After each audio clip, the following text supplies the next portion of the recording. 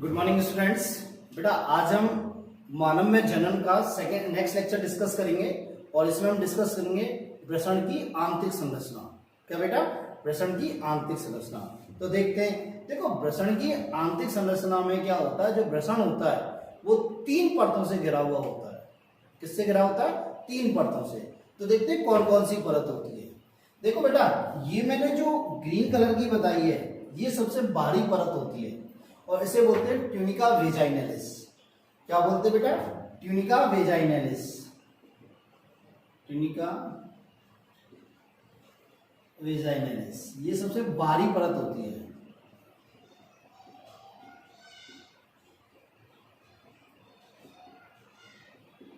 देखो ना, ये ट्यूनिका वेजाइनलिस होती है ना, ये क्या होती है, इस वृषण को, ये ब्लू कलर का मैंने वृषण दिखाया है, ये वृषण को पूरी तरह आवृत नहीं करती, चारों तरफ से कवर नहीं करती। ये क्या करती है? सिर्फ वृषण के अग्र भाग को कवर करती है, पश्च भाग को कवर नहीं करती। तो ये क्या होती है? अपूर्ण होती है। क्या होती है बेटा? अपूर्ण होती है। दूसरी बात, ये क्या होती है? 2 परतों की बनी होती है। किसकी बनी होती है बेटा? 2 परतों की। ये जो बाहरी परत है इसको बोलते हैं पैराइटल परत। क्या बोलते हैं बेटा? पैराइटल परत। और जो आंतरिक है ये वाली, इसको बोलते हैं विसरल परत। ये किसके भाग है? इस ट्यूनिका वेजाइनलिस की। ठीक है। अब देखो बेटा, पैराइटल परत और विसरल परत के बीच में आपको क्या है? गुहा दिख रही है। क्या दिख रही है? गुहा दिख रही है। तो क्या पाई जाती है? गुहा उपस्थित होती है। इन दोनों के मध्य क्या पाई जाती है? गुहा। और इस गुहा में क्या होता है? बहुत कम मात्रा में द्रव उपस्थित होता है। क्या होता है बेटा? द्रव उपस्थित होता है। कभी कभी क्या होता है? इस द्रव की मात्रा बढ़ जाती है। कभी कभी क्या होता है? इसमें द्रव होता है बहुत कम होता है। कभी कभी इस द्रव की मात्रा बढ़ जाती है। और जब इस द्रव की मात्रा बढ़ जाती है तो इस कंडीशन को बोलते हैं हाइड्रोसिल। क्या बोलते हैं बेटा? हाइड्रोसिल। लिख देता हूं, कभी कभी इस द्रव की मात्रा बढ़ जाती है, जनरली संक्रमण से बढ़ जाती है और इसे क्या बोलते हैं? हाइड्रोसिल। क्या बोलते हैं बेटा? हाइड्रोसिल। देखो बेटा, ये हाइड्रोसिल जनरली किसमें होता है? बच्चों में होता है। क्या होता है बेटा? बच्चों में होता है। इसमें बहुत ज्यादा पेन होता है, बहुत सीवियर पेन होता है इसमें। ठीक है। और एक सिंपल से छोटा सा ऑपरेशन करके से सही किया जा सकता है। बात समझ में आई? तो सबसे बाहरी परत कौन सी हो गई मेरी? Tunica vaginalis. क्या बेटा? ट्यूनिका वेजाइनलिस, जो कि क्या होती है? अधूरी होती है, इनकम्प्लीट होती है। ये टेस्टिस को पूरी तरह आवृत नहीं करती। अग्र भाग में तो आवृत करती है पर पश्च भाग में आवृत नहीं करती। ये नहीं है, ये अलग है, मैं आपको बताऊंगा। ठीक है। ये ट्यूनिका वेजाइनलिस 2 परतों की बनी होती है। बाहरी परत को बोलते हैं पैराइटल परत और आंतरिक परत को बोलते हैं विसरल परत। ठीक है। और इन दोनों परतों के बीच क्या पाई जाती है? गुहा पाई जाती है। क्या पाई जाती है बेटा? गुहा। और इस गुहा में क्या होता है? द्रव उपस्थित रहता है। क्या उपस्थित रहता है? द्रव। कभी कभी इस द्रव की मात्रा बढ़ जाती है बेटा। कभी कभी क्या होती है? इस द्रव की मात्रा बढ़ जाती है। और जब ये मात्रा बढ़ जाती है इस कंडीशन को क्या बोलते हैं? हाइड्रोसिल। क्या बोलते हैं बेटा? हाइड्रोसिल। ठीक है। और हाइड्रोसिल जनरली बच्चों में होता है, बहुत सीवियर पेन होता है इसमें। क्या होता है बेटा? सीवियर पेन होता है। तो इसे हम छोटा सा एक ऑपरेशन करके इसे सही किया जा सकता है। क्या बेटा? छोटा सा ऑपरेशन करके इसे सही किया जा सकता है। ठीक है। नेक्स्ट लेयर आती है आपकी ट्यूनिका एल्बुजिनिया। मध्य लेयर आती है ट्यूनिका एल्बुजिनिया। इसे मैं मिटा देता हूं यहां से। सेकेंड लेयर आती है आपकी ट्यूनिका एल्बुजिनिया, जो मैंने ब्लैक पेन से दिखा रखी है, ये वाली।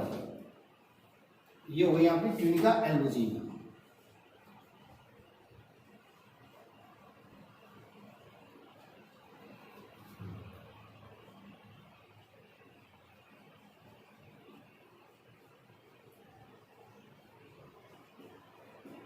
देखो बेटा, ये ट्यूनिका एल्बुजिनिया है, ये किसकी बनी होती है? श्वेत तंतु में संयोजी ऊतक की।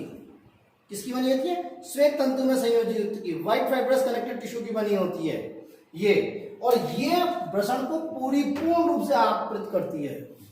पूर्ण रूप से क्या करती है? आवृत करती है।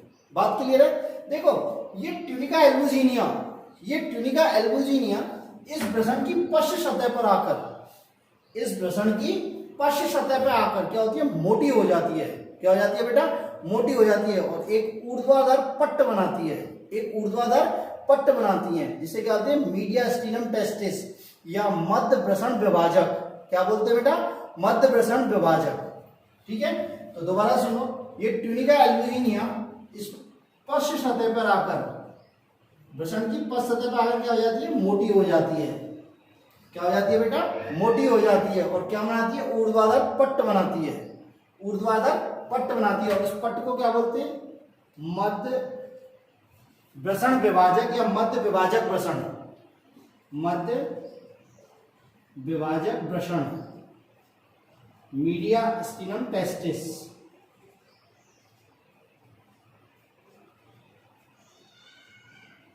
क्या बेटा, मीडियास्टिनम टेस्टिस। अब आप देख रहे होंगे कि मीडियास्टिनम टेस्टिस ने वृषण को दो भागों में, दो कोष्ठों में विभाजित कर दिया। अग्र कोष्ठ बड़ा और पश्च कोष्ठ छोटा। बात मेरी समझ में आई? इस मीडियास्टिनम ने या मध्य वृषण विभाजक जो किससे बना है, ट्यूनिका एल्बुजिनिया से, इसने वृषण को दो भागों में विभाजित कर दिया। एक तो बड़ा वाला भाग, अग्रभाग तो बड़ा हो गया, पश्च भाग छोटा हो गया। बात समझ में आई? नेक्स्ट देखो बेटा, इस ये अग्रभाग जो होता है, इस अग्रभाग पर क्या होती है, ट्यूनिका एल्बुजिनिया अंतर्वलित होकर इनवेजिनेशन द्वारा क्या होती है, इसमें इसे छोटे छोटे पिंडों में बांट देती है। इसे क्या होती है, छोटे छोटे पिंडों में बांट देती है या पालियों में विभक्त कर देती है।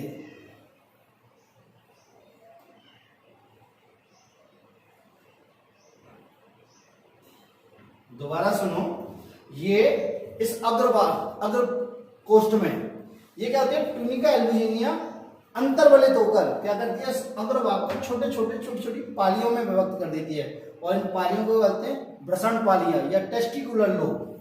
इन्हें क्या बोलते हैं बेटा, वृषण पालियां, वृषण पालियां या टेस्टिकुलर लोब।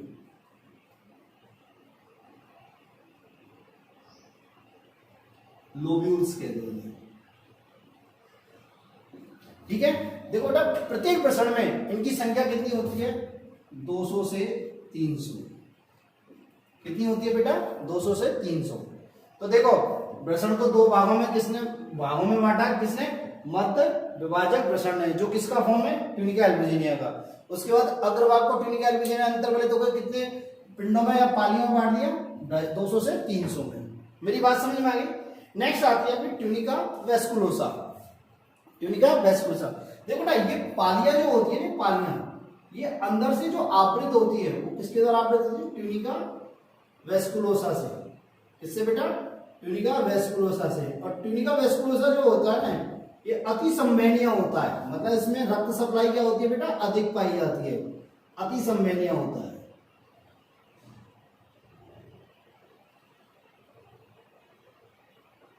रेक्टर का क्या बेटा, ट्यूनिका वेस्कुलोसा, इसको बोलते हैं बेटा थर्ड लेयर है ये।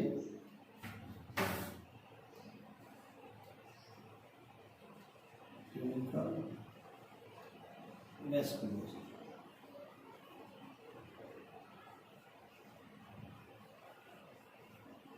अति संवहनीय, रक्त सप्लाई अधिक पाई जाती है। रक्त सप्लाई क्या पाई जाती है, अधिक पाई जाती है। मेरी बात समझ में आ गई? ठीक है, तो एक बार दोबारा सुन लो, वृषण के चारों कितनी लेयर्स पाई जाती है, 3 लेयर्स। सबसे बाहरी layer tunica albuginea, tunica vaginalis. क्या बेटा, ट्यूनिका वेजाइनलिस, ये क्या होती है, इनकम्प्लीट होती है, मतलब अग्रभाग को तो ये आवृत करती है, पश्च भाग को आवृत नहीं करती। ये दो परतों की बनी होती है, बाहरी परत को बोलते हैं पेराइटल, आंतरिक परत को बोलते हैं विसरल। ठीक है, इसके बाद आती है मध्य लेयर, इसको बोलते हैं ट्यूनिका एल्बुजिनिया। क्या बेटा, ट्यूनिका एल्बुजिनिया किसकी बनी होती है, श्वेत तंतु में संयोजी ऊतक की, यह सघन श्वेत तंतु में संयोजी ऊतक की, dense white fibrous connective tissue की। मेरी बात समझ में? ये कंप्लीट वृषण को आवृत करती है, कंप्लीट वृषण को क्या करती है, आवृत करती है। ठीक है बेटा, देखो ये वृषण की पश्च सतह पर आकर क्या हो जाती है, मोटी हो जाती है और एक ऊर्ध्वाधर पट्ट बनाती है, जिसे क्या कहते हैं, मीडियास्टिनम टेस्टिस या मध्य विभाजक वृषण। और ये मध्य विभाजक वृषण इस वृषण को दो भागों में बांट देता है, दो अनइक्वल मतलब दो असमान कोष्ठों में बांट देता है। पश्च कोश छोटा होता है और अग्र कोश बड़ा होता है।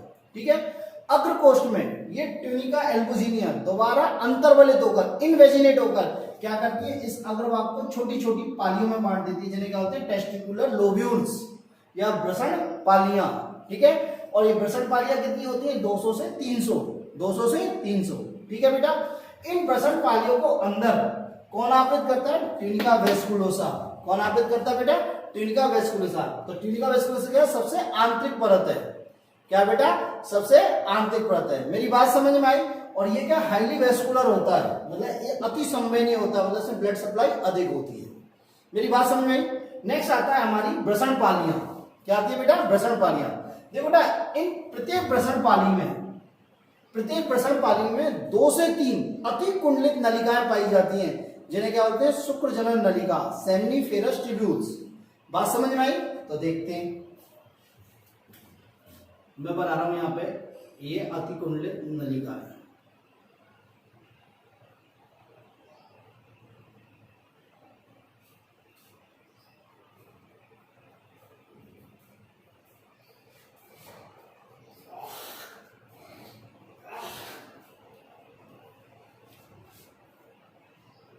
इनका क्या होता है, पश्चिमभाग क्या होता है बेटा, सीधा होता है। और ये सभी नलिकाएं 2 से 3 नलिकाएं, मतलब एक पिंड की 2 से 3 नलिकाएं आपस में जुड़ी रहती हैं।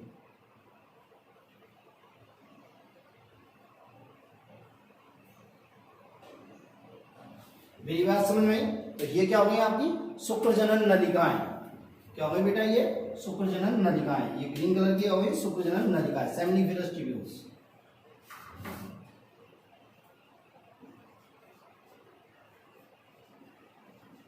प्रत्येक पिंड में क्या पाई जाती है, कितनी, प्रत्येक पाली में या टेस्टिकुलर लोबल्स में कितनी पाई जाती है, 2 से 3।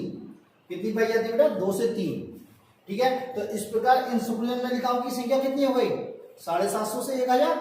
भाई लोब्स कितने हैं, ये लोब्यूल्स कितने हैं, 200 to 300।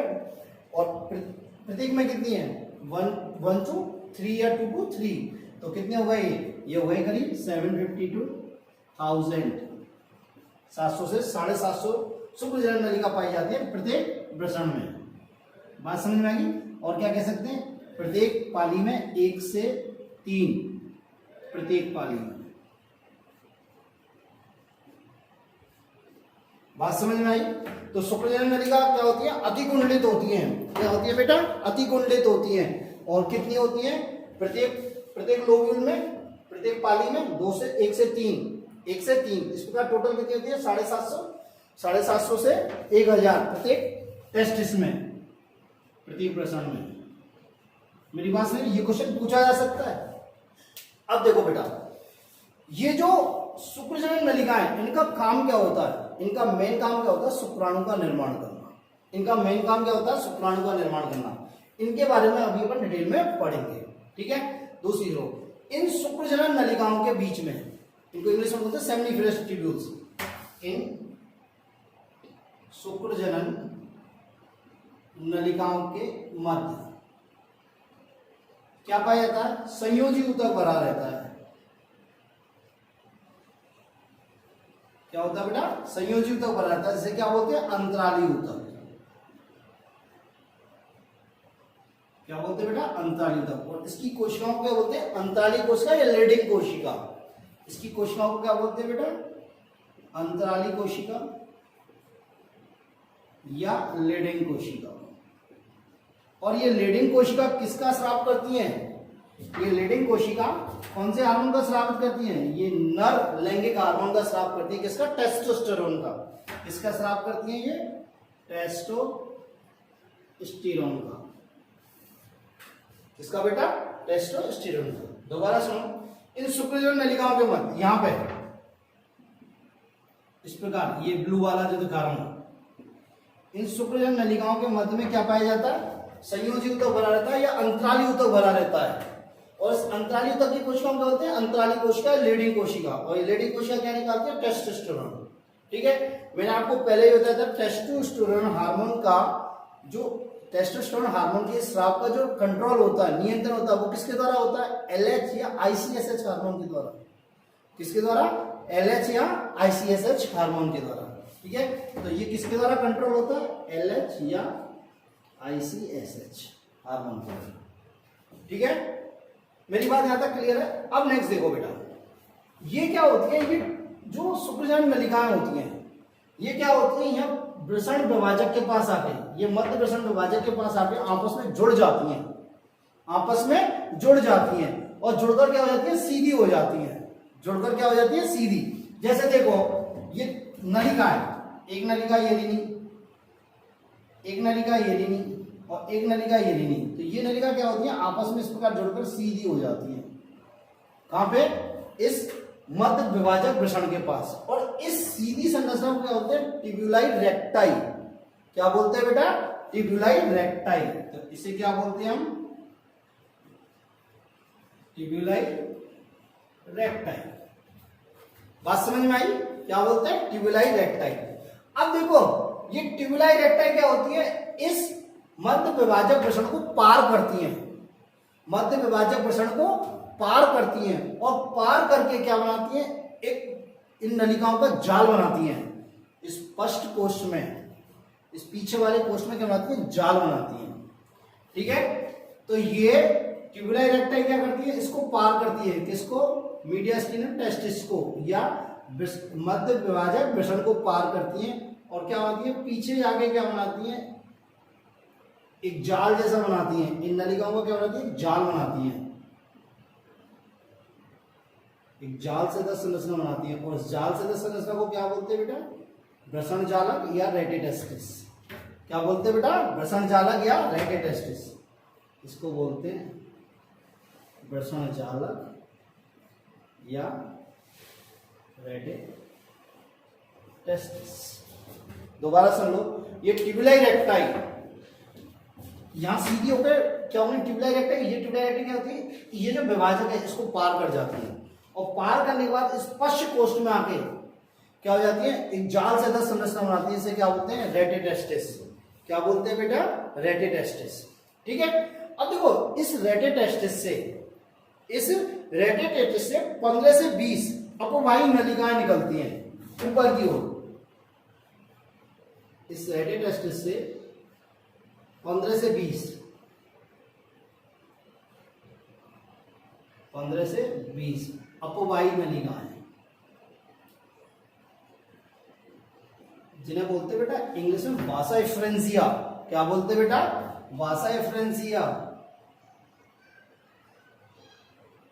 बेटा इंग्लिश याद रखना है इनकी, क्या, वासा एफ्रेंसिया निकलती है। और ये वासा एफ्रेंसिया क्या करती हैं, जो इन शुक्रजनन नलिकाओं में शुक्राणु बने और इन लेडिंग सेल में जो टेस्टोस्टेरोन बने, इनको क्या करती है, यहां से बाहर लेके जाती हैं। टेस्टिस से क्या लेके जाती है, बाहर लेके जाती है। बात सुनी, ये अपवाही नलिकाएं एक अति कुंडलित 6 मीटर लंबी संरचना में खुलती हैं, अति कुंडलित 6 मीटर लंबी संरचना में खुलती हैं। और उस अति कुंडलित 6 मीटर लंबी संरचना को क्या बोलते बेटा हम, अधिवृषण। क्या बोलते बेटा हम उसे, अधिवृषण। तो ये रेड कलर का जो पीछे मैंने आपको बनाया है, ये क्या है बेटा, अधिवृषण। ये क्या बेटा, अधिवृषण। इसको और क्या बोलते हैं, एपिडिडाइमस, एपिडिडाइमस। मेरी बात क्लियर है, दोबारा सुन लो। इस रेटिटेस्टिस वृषण जालक से 15 से 20 अपवाही नलिकाएं वासा एफ्रेंसिया क्या होती है, बाहर निकलती है, जो क्या करती है, वृषण के जो उत्पाद है उनको बाहर लेके जाती हैं। वृषण का उत्पाद क्या हो गया, देखो एक तो गया शुक्राणु और एक हो गया टेस्टोस्टेरोन, इसको बाहर लेके जाती है। और ये कहां खुलती है, एक अति कुंडलित 6 मीटर लंबी कोमाकार संरचना में खुलती है, जिसे क्या बोलते हैं, अधिवृषण। क्या बोलते हैं बेटा, अधिवृषण। मेरी बात क्लियर है, नहीं क्लियर है? तो ये हुई आपकी टेस्टिस की आंतरिक संरचना। क्या हुई टेस्टिस की आंतरिक संरचना। ठीक है, मैं एक बार दोबारा रिवाइज कर रहा हूं, सुन लो। वृषण के चारों ओर 3 लेयर पाई जाती है। बाहरी लेयर को क्या बोलते हैं, ट्यूनिका वेजाइनलिस। क्या बोलते हैं बेटा, ट्यूनिका वेजाइनलिस। ये क्या होती है, इनकम्प्लीट होती है, अग्रभाग को आवृत रखती है, पश्चभाग को आवृत नहीं करती। ठीक है, ये 2 परतों में होती है, पैराइटल परत, बाहरी परत, और अंदर की को विसरल परत बोलते हैं। ठीक है, इन दोनों के बीच में क्या पाई जाती है, खांच पाई जाती है, इसमें द्रव भरा रहता है। कभी कभी संक्रमण से क्या होता है, इस द्रव की मात्रा बढ़ जाती है, इसे क्या बोलते हैं, हाइड्रोसिल। ठीक है, सेकंड लेयर आती है ट्यूनिका एल्बुजिनिया, जो किसकी बनी होती है? श्वेत तंतु में संयोजी ऊतक की। किसकी बनी होती है बेटा? श्वेत तंतु में संयोजी ऊतक की। बात क्लियर है? और ये संपूर्ण वृषण को आवृत करती है, कंप्लीट वृषण को आवृत करती है। ठीक है, ये पश्च सतह पर, ये वृषण की पश्च सतह पर आकर मोटी हो जाती है और एक ऊर्ध्वाधर पट्ट बनाती है, एक ऊर्ध्वाधर पट्ट बनाती है, जिसे क्या होती है? मीडियास्टिनम टेस्टिस या मध्य विभाजक वृषण। और ये मध्य विभाजक वृषण क्या होता है? इस वृषण को दो भागों में बांट देता है, आगे वाला भाग बड़ा और पीछे वाला भाग छोटा। ठीक है, नेक्स्ट देखो, आगे वाले भाग में अग्रकोष्ठ में क्या होती है? ये ट्यूनिका एल्बुजिनिया अंतर्वलित होकर इसमें छोटी छोटी पालियों में विभक्त कर देती है, इसे छोटी छोटी पालियों में विभक्त कर देती है। और इन पालियों को क्या बोलते हैं? वृषण पालियां या टेस्टिकुलर लोब्स।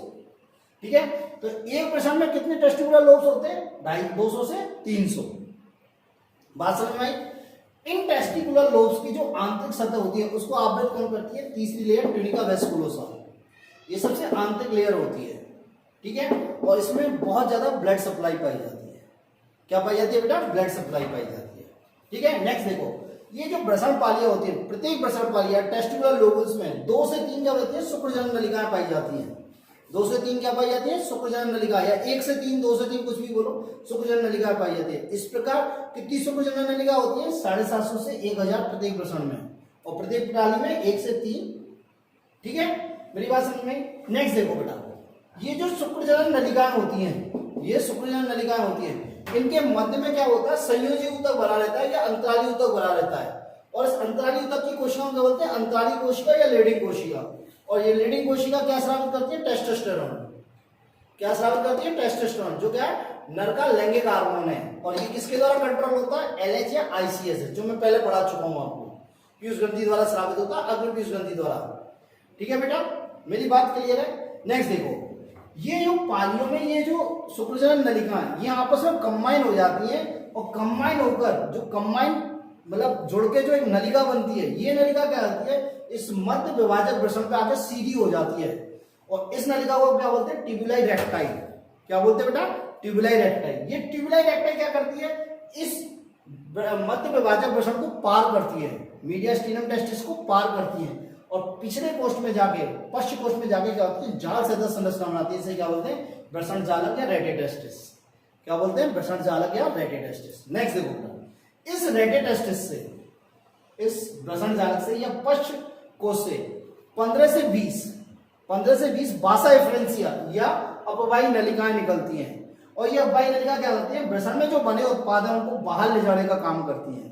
ठीक है, और ये अपवाही नलिका एक 6 मीटर लंबी अति कुंडलित कौमाकार संरचना में बोलती है। इसे क्या बोलते हैं? अधिवृषण। क्या बोलते हैं बेटा? अधिवृषण। मेरी बात समझ में आई? तो ये हुई आपकी वृषण की आंतरिक संरचना। क्या हुई बेटा? वृषण की आंतरिक संरचना। नेक्स्ट होता है शुक्रजनन नलिकाएं। क्या आता है बेटा? शुक्रजनन नलिकाएं। तो देखो, शुक्रजनन नलिका के बारे में आप देख लो।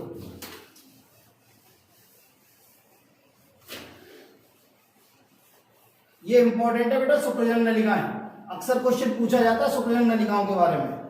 ठीक है, तो देखो,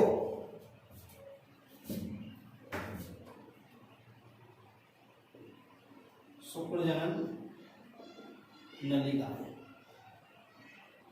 इन्हें क्या बोलते हैं? Seminiferous tubules. क्या बेटा? Seminiferous tubules. ठीक है, मैं इसका डायग्राम बनाता हूं पहले, उसके बाद आपको बताता हूं।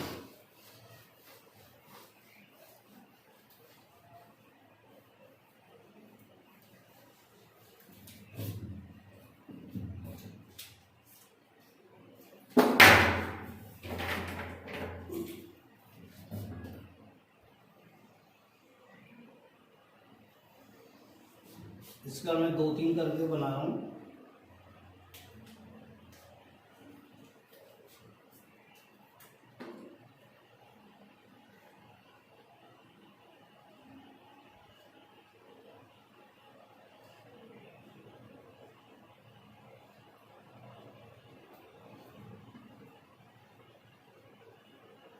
ठीक है बेटा, मैं एक ही बना रहा हूं, ये सेम स्ट्रक्चर सेम है, मतलब इसकी जो स्ट्रक्चर है वो इसी की भी है। ठीक है बेटा, तो देखो बेटा, ये जो शुक्रजनन नलिका, मैंने 3 शुक्रजनन नलिका बनाई है। ये शुक्रजनन नलिका जो होती है, इनकी जो सबसे बाहरी परत होती है उसको क्या बोलते हैं? जो सबसे बाहरी परत होती है उसे बोलते हैं लेमिना प्रोप्रिया। क्या बोलते हैं बेटा? लेमिना प्रोप्रिया या ट्यूनिका प्रोप्रिया। ठीक है, तो ये सबसे बाहरी जो परत होती है इसको बोलते हैं ट्यूनिका प्रोप्रिया। क्या बोलते हैं बच्चों? Tunica propria. मेरी बात क्लियर है ना? ठीक है,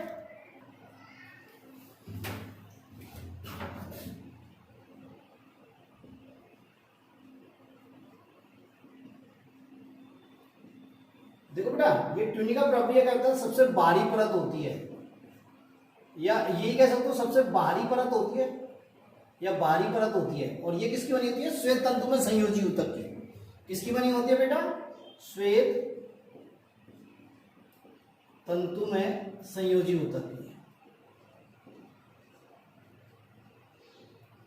श्वेत तंतु में संयोजी ऊतक की बनी होती है। मेरी बात समझे? इसके आंतर में अंदर जो परत पाई जाती है, देखो बाहरी परत क्या हो गई? ट्यूनिका प्रोप्रिया नंबर 1, और इसके अंदर जो पाई जाती है उसे बोलते हैं जनन उपकला, जर्मिनल एपिथेलियम। जो अंदर पाई जाती है उसे क्या बोलते हैं?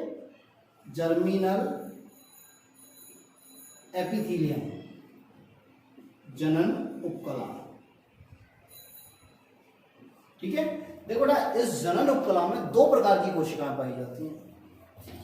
इस जनन उपकला में दो प्रकार की कोशिका पाई जाती हैं। एक तो पाई जाती है छोटी कोशिका, एक तो पाई जाती है छोटी कोशिका, जिन्हें क्या बोलते हैं? स्पर्मेटोगोनिया। क्या बोलते हैं बेटा? स्पर्मेटोगोनिया।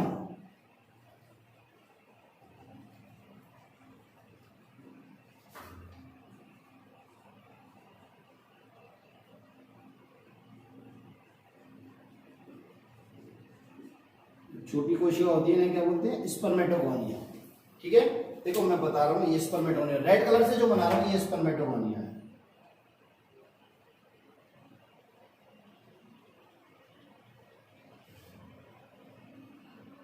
ये स्पर्मेटोगोनिया है। ठीक है बेटा, ये क्या होती है? संख्या में अधिक होती है और छोटी होती है। संख्या में अधिक, आकार में छोटी।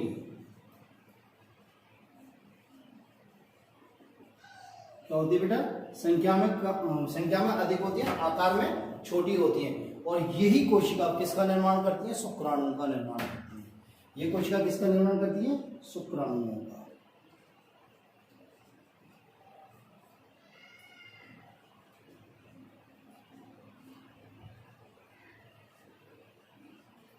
मेरी बात समझ में आई? पहली कोशिका क्या होती है? छोटी होती है और संख्या में अधिक होती है, जिन्हें क्या बोलते हैं? स्पर्मेटोगोनिया। क्या होती है? स्पर्मेटोगोनिया। और ये किसका निर्माण करती है? शुक्राणुओं का निर्माण करती है। किसका निर्माण करती है? शुक्राणु का निर्माण। अब देखो बेटा, शुक्राणुओं का निर्माण के लिए इनमें क्या होता है? अर्धसूत्री विभाजन होता है। पहले तो समसूत्री होता है, फिर अर्धसूत्री विभाजन होता है। क्या होता है? पहले समसूत्री विभाजन होता है, फिर अर्धसूत्री विभाजन होता है। और इनका कंट्रोल, ये सेल्स जो कंट्रोल होती है, इनका नियंत्रण होता है, वो किसके द्वारा होता है? FSH हार्मोन द्वारा। ठीक है, तो इनमें क्या होता है? एक तो नियंत्रण किसके द्वारा होता है इनका? FSH hormone, follicular stimulating hormone. और इनमें क्या होता है? समसूत्री, पहले समसूत्री और फिर अर्धसूत्री। अर्धसूत्री विभाजन द्वारा किसका निर्माण करती है? स्पर्म का, शुक्राणुओं का। किसका? शुक्राणुओं का। मेरी बात समझ में आई? दूसरी जो बड़ी कोशिका होती है, ये बड़ी कोशिका, इन्हें बोलते हैं सबटेंटाकुलर सेल्स या नर्स सेल या सर्टोली सेल्स। इन्हें क्या बोलते हैं बेटा? Sertoli cell. आप एक याद रखो, सर्टोली कोशिका।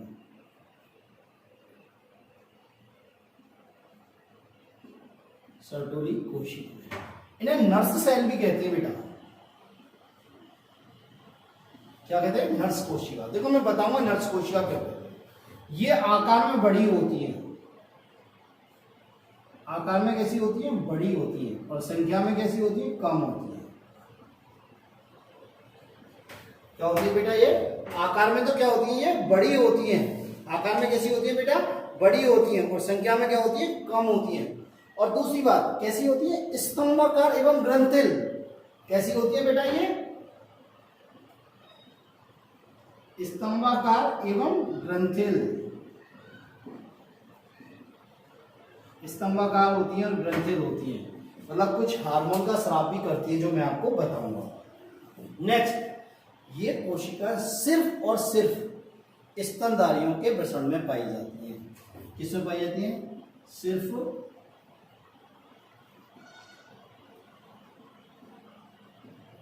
स्तनधारियों के वृषण में पाई जाती है।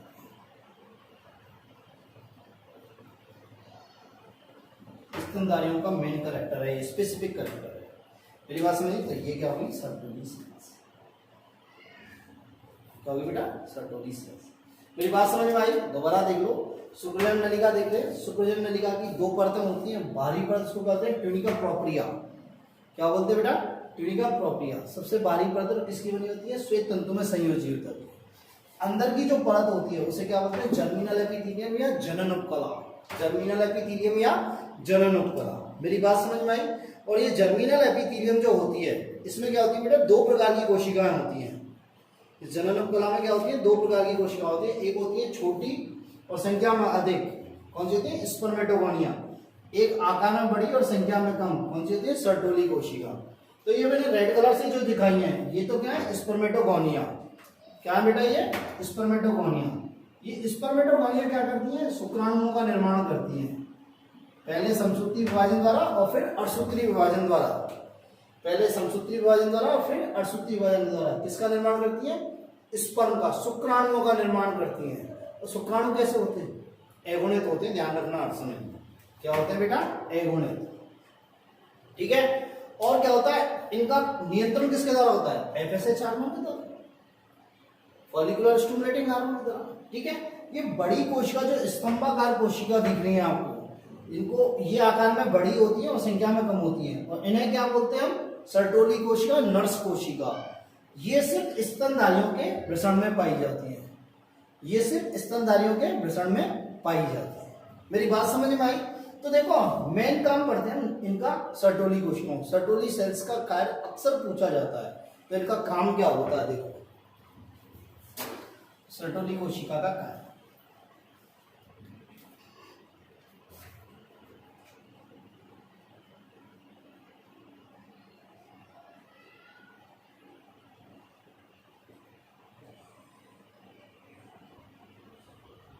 हाँ बेटा देखो एक चीज और देख लो।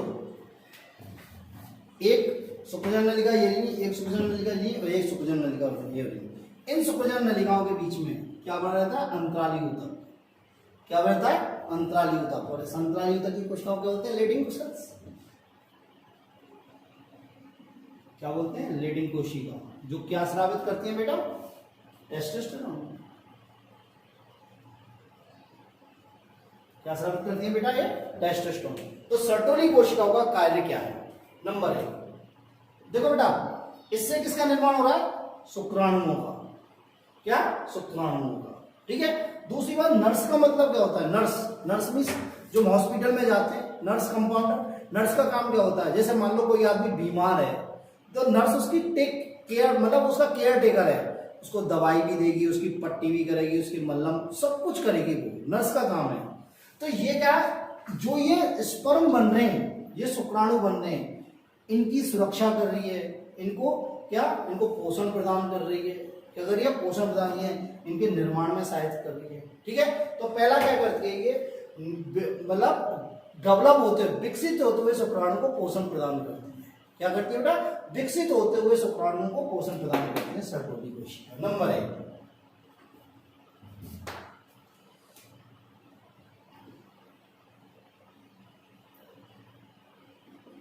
विकसित होते हुए शुक्राणु को पोषण प्रदान करते हैं।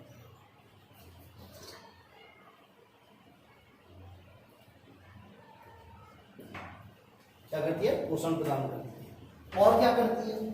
विकसित होते हुए जो शुक्राणु है, जो विकसित होते हुए शुक्राणु, मतलब जिस कोशिका से शुक्राणु विकसित हो रहे हैं उनको क्या बोलते हैं? स्पर्मेटोजोआ। क्या बोलते हैं बेटा? स्पर्मेटोजोआ। मेरी बात समझ आई? ये विकसित होते हुए शुक्राणु ने इन कोशिका जिनसे शुक्राणु निर्मित हो रहे हैं उन्हें बोलते हैं स्पर्मेटोजोआ। ठीक है। तो ये क्या करती है? स्पर्मेटोजोआ को आलंबन सहारा प्रदान करती है। और क्या करती है? ये स्पर्मेटोजोआ,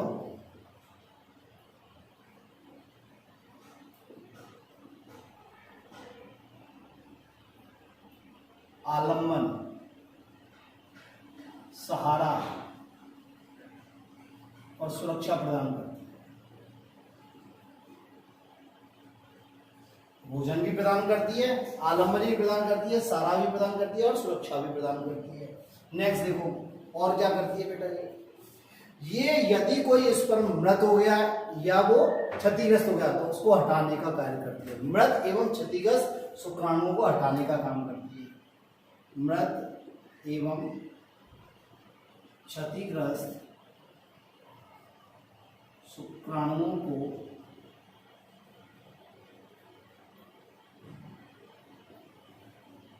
नष्ट करने का काम करती है।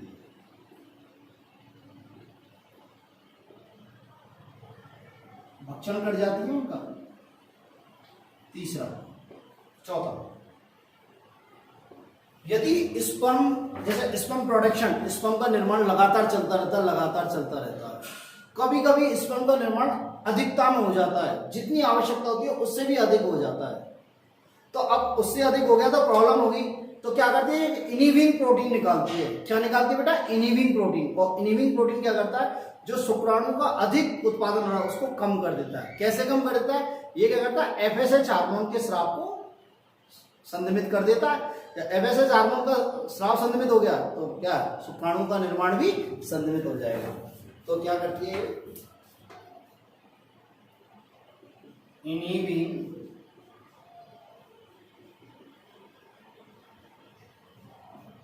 प्रोटीन स्रावित करती है। और ये इनिविंग प्रोटीन क्या करता है, एफएसएच को संदमित करता है।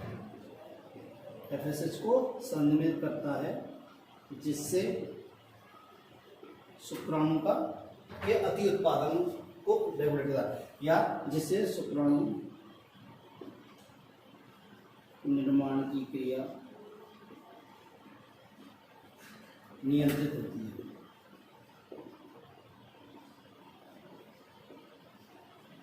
कहने का मतलब ये ओवर प्रोडक्शन को रोकता है।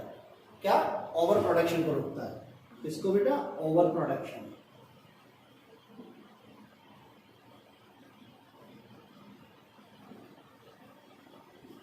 मेरी बात समझ में आई। ये क्या करते हैं, इनिविंग हार्मोन निकालती है, ये सर्टोली कोशिका निकालती है, इनिविंग हार्मोन निकालती है। ये इनिविंग हार्मोन या इनिविंग प्रोटीन क्या करती है, एफएसएच को संदमित कर देती है।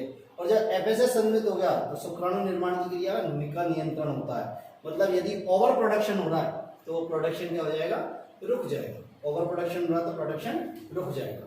नेक्स्ट देखते हैं बेटा, चौथे के बाद पांचवा।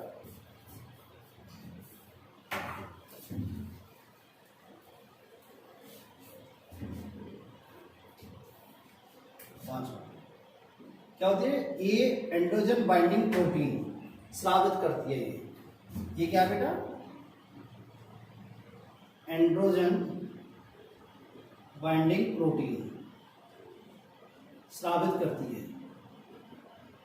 और देखो ये स्रावित करती है। और ये एंड्रोजन बाइंडिंग प्रोटीन क्या करती है, देखो बेटा समझने की कोशिश करना, यार लिखूंगा नहीं, जगह नहीं है मेरे पास। एंड्रोजन बाइंडिंग प्रोटीन क्या करती है, ये जो टेस्टोस्टेरोन है ये क्या करता है, ये टेस्टोस्टेरोन यहाँ पर शुक्राणु निर्माण की क्रिया को प्रेरित कराता है। ये टेस्टोस्टेरोन इन शुक्रजनन नलिकाओं के अंदर शुक्राणु के निर्माण की क्रिया को प्रेरित कराता है। ठीक है, तो क्या होता है, जब तक ये टेस्टोस्टेरोन इसमें नहीं इंटर करेगा, इनमें शुक्रजनन नलिकाओं में इंटर नहीं करेगा, प्रवेश नहीं करेगा, जब तक शुक्राणु निर्माण नहीं होगा। तो ये एंड्रोजन बाइंडिंग प्रोटीन क्या करती है, इस टेस्टोस्टेरोन का, एंड्रोजन बाइंडिंग प्रोटीन क्या करती है, इस टेस्टोस्टेरोन को क्या करती है, इस कोशिका के अंदर इसके विसरण को बढ़ा देती है। टेस्टोस्टेरोन के विसरण को बढ़ा देती है, किसके अंदर, इन कोशिकाओं के अंदर। ठीक है, तो हम क्या कहेंगे, ये शुक्रजनन नलिकाओं के अंदर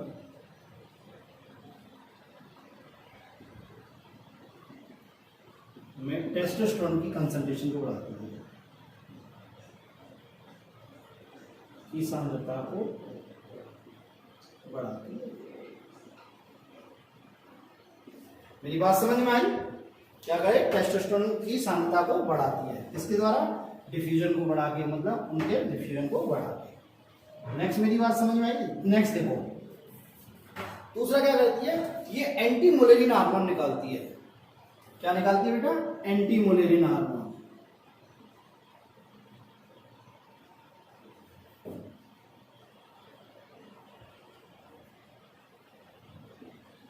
एंटी मुलेरियन हार्मोन। ये एंटी मुलेरियन हार्मोन क्या करता है, देखो बेटा, मुलेरियन हार्मोन जो होता है ना, ये नर और मादा दोनों में निकलता है। और ये मुलेरियन हार्मोन क्या करता है, मतलब मादा के जनन अंगों को विकसित कराता है, मादा के जनन अंगों को विकसित कराता है। दोबारा सुनो, ये मुलेरियन हार्मोन होता है, मुलेरियन हार्मोन की बात करूं मैं भी, मुलेरियन हार्मोन क्या करता है, मादा जनन अंगों के विकास को बढ़ाता है। ठीक है, अब ये निकलता नर में भी और मादा में भी है, नर में भी और मादा में। अब मादा में तो क्या होता है, एंटी मुलेरियन हार्मोन नहीं निकलता, इसलिए उसमें कैसे क्या होते हैं, मादा के लक्षण विकसित हो जाते हैं। पर यहाँ क्या होता है, ये एंटी मुलेरियन हार्मोन निकलता है, जो क्या करता है, मुलेरियन हार्मोन के प्रभाव को कम कर देता है, जिससे कि नर में मादा के लक्षण प्रकट नहीं होते, मादा के लक्षण प्रकट नहीं होते। तो ये क्या करता है, ये हार्मोन मादा, ये हार्मोन नर में मादा जनन अंगों को बनने से रोकता है।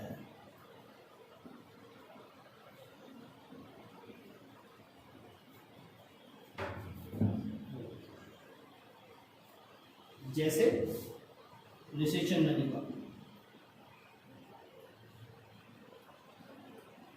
क्या बेटा, निषेचन नलिका। तो ये हुए आपकी सर्टोली कोशिकाओं के कार्य। क्या हुए बेटा, ये सर्टोली कोशिकाओं के कार्य। मेरी बात समझ में आ गई? ठीक है, एक काम और करती है ये क्या करती है, ब्लड टेस्टिस बैरियर। मैं आपको बताऊंगा इसका मतलब क्या होता है, हिंदी मत पूछना मेरे से, हिंदी क्या होती है इसकी। ब्लड टेस्टिस बैरियर, इसको बोल सकते हैं रक्त वृषण रोधक, रक्त वृषण रोधक का आधार है, का आधार है। देखो बेटा, ये क्या होता है, ये मैं आपको यहां पे बता चुका था। अब होता क्या बेटा, देखो इस वृषण में कुछ कोशिकाएं ऐसी होती हैं जो किसकी, इम्यून सिस्टम की कोशिकाएं होती हैं। किसकी कोशिका होती है, इम्यून सिस्टम की। ये क्या होती है, प्रतिरक्षा की कोशिकाएं होती हैं।